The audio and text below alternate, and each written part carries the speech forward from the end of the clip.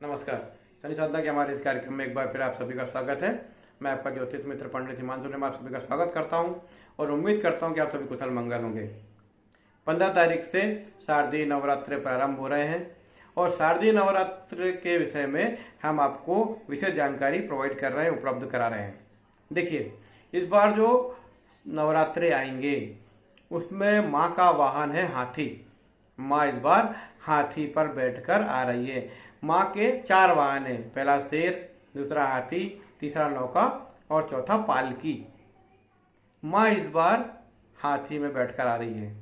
तो हाथी में जब माँ बैठकर आती है तो बड़ा उत्तम होता है, क्योंकि हाथी को जल पसंद है, मस्ती पसंद है, आनंद से झूम के चलता है, धन दान संपन्नता बुद्धि का कारक है हाथी। तो माँ जब आएगी तो अच्छे संकेत अवश्य मिलेंगे। लेकिन एक नेगेटिव चीज होने जा रही है, वो भी मैं बता दूं आपको।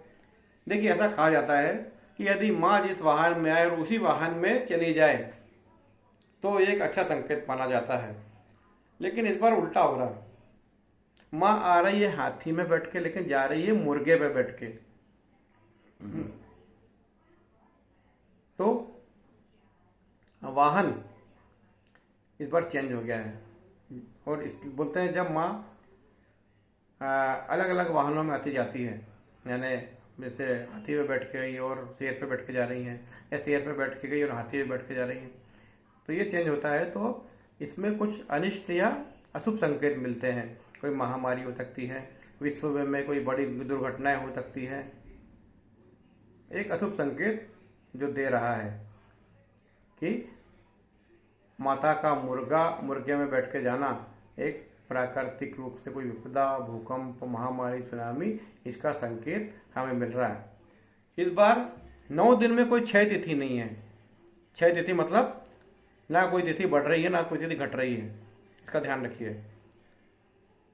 एकम से लेके नवमी तक सारी 9 तिथि पूर्ण है, वृद्धि भी नहीं है, घटत भी नहीं है। सारी तिथि एकम, दूज, तीज, चतुर्थी, पंचमी, छठ, सप्तम, अष्टम, नवमी, यानी 9 के 9 दिन पूरे पूरे हैं।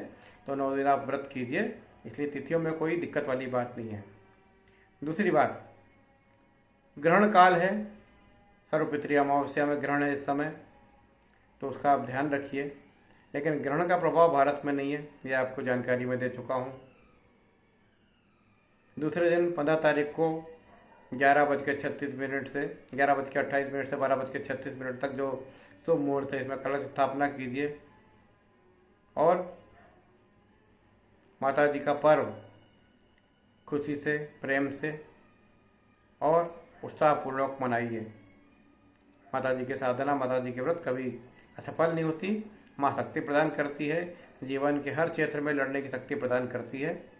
हर समस्या से उबरने में माता जी का आशीर्वाद, माता की शक्ति आपको सहयोग करती है। देखिए, जिसको माँ की शक्ति का आशीर्वाद है, जिसको माँ का प्रेम है, जो साधक अपने माँ के व्रत पर भरोसा करता है और निष्काम भाव से लगातार संकल्प करके हमेशा नवरात्रि व्रत करता है, उसके जीवन में कभी कोई दिक्कत नहीं आती, क्योंकि सारा संसार माँ की शक्ति से चल रहा है।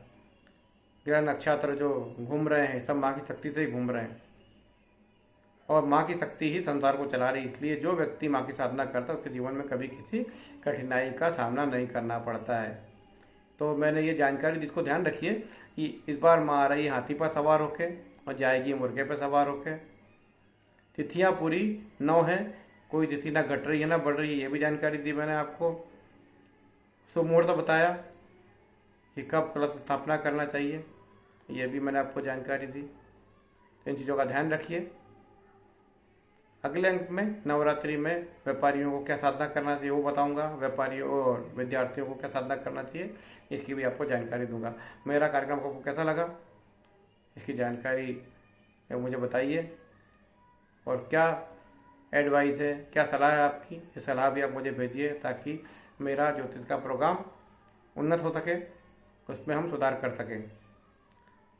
हमेशा की तरह अपने मित्रों से मेरे चैनल को सब्सक्राइब करवाइए, खुद भी सब्सक्राइब करिए। नमस्कार।